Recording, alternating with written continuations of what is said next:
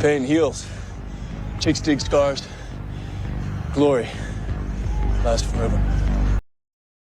Massive, massive, groundbreaking, earth-shaking, record-shattering numbers in the new WNBA proposal to the players' union, clearly and squarely putting the pressure back on the players to get a deal completed on time or by the March 10th deadline to get the 2026 WNBA season started on time.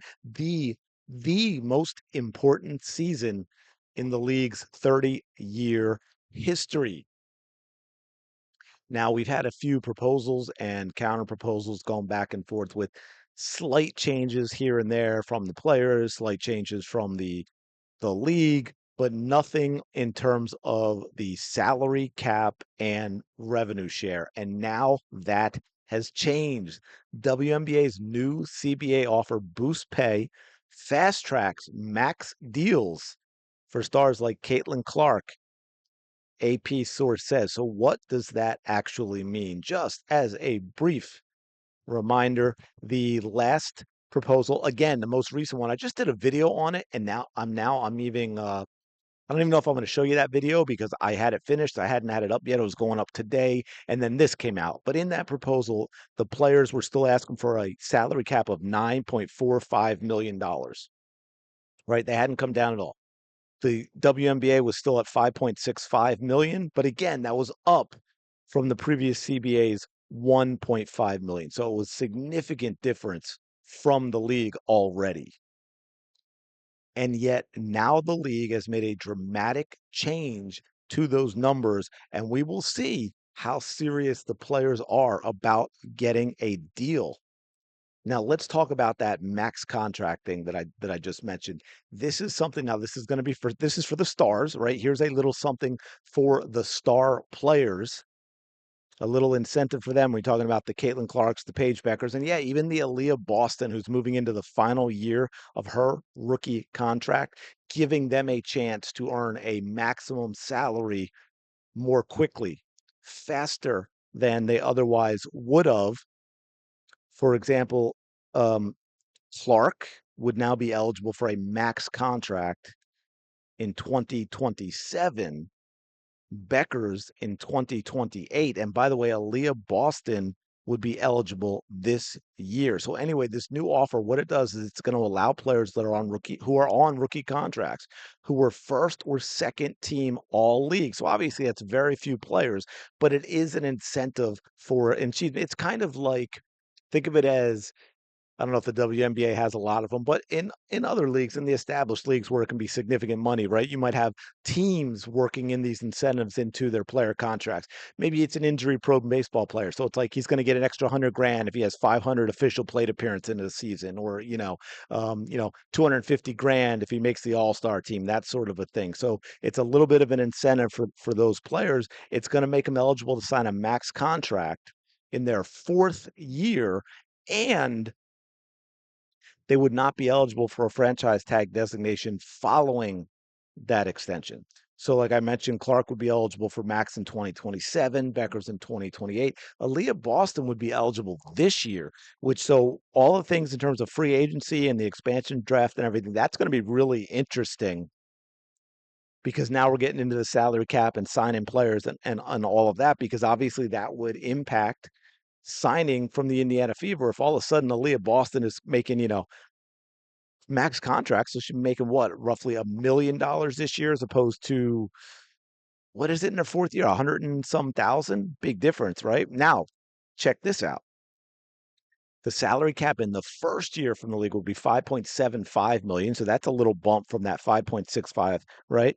But which, by the way, again, I think this is important to put into context. That is up 280% from last year's 1.5 million. So keep in mind when you got players like Natasha Cloud talking about the league not budging because the players are asking for 9.5 million, and it's far away from the league's 5.65 million.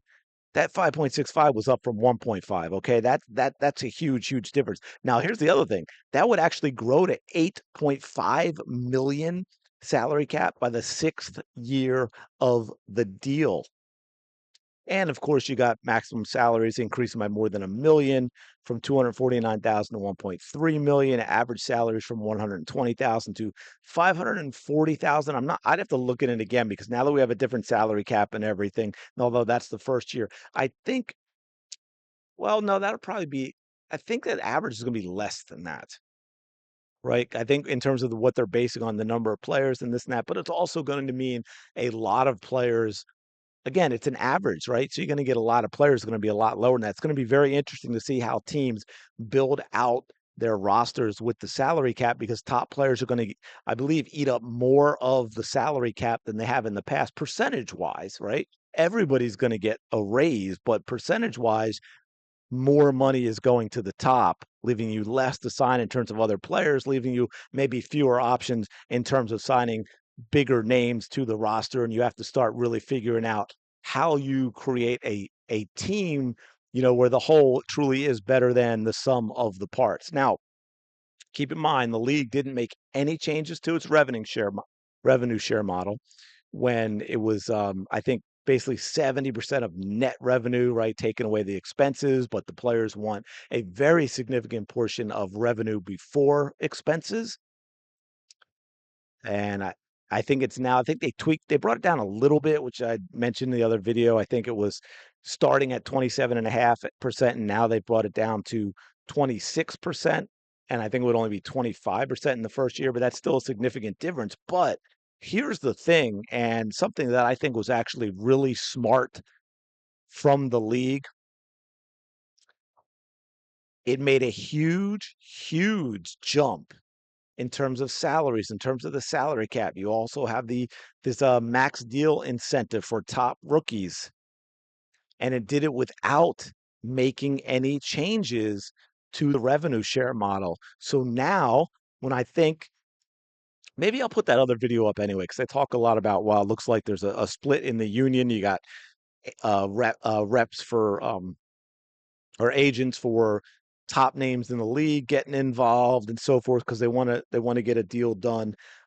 But it's going to be really interesting to see how the players handle this because the league just gave them something very, very significant monetarily, right? In one of the two main things, salary cap, revenue share, but not touching revenue share. I think this makes it very difficult for the union to go back to the players and say, "Oh, we've got this, but you know what? That's not good enough. We're not gonna budge on revenue share. We're still gonna ask for this crazy revenue share before expenses numbers." Because I think one, I think you're gonna get a lot of players that are gonna look at the salary cap number and be like, "No, we need to take this and get the season started. It is so important to get this season started on time. We will take the revenue share they're giving us. We can always increase that the next time around." I think it would be difficult for the players union to go back and still ask for such a significant portion of top line revenue. I think this was besides being a great number for the league to give the players, a great victory for the players. I think it was smart in the league to not touch revenue share and just go with this and see how the players respond. And maybe we'll actually get something done. And of course, we still have a lot to do in terms of what comes up next. I think I saw where they're saying if this actually gets signed by the 10th, it's probably, or, officially signed by the end of the month, which would put the expansion draft. We got Portland and Toronto. That probably would be held sometime in the first week in April. Free agency qualifying offers then, including franchise tag and stuff, will be sent out April 7th and 8th. Teams would then have 3 days to negotiate with the more than 80% of the players who are free agents. That's insane. And then the signing period would take place April 12th to April 18th. And then training camp would open the next day and the season would start on May 8th. Wow, that is absolutely wild. That is absolutely wild. Free agency is going to be fun to cover? Let me know your thoughts in the comments below. Appreciate you checking out the video. As always, smash the like button, subscribe to the channel. Go have the day you deserve. I will talk to you later.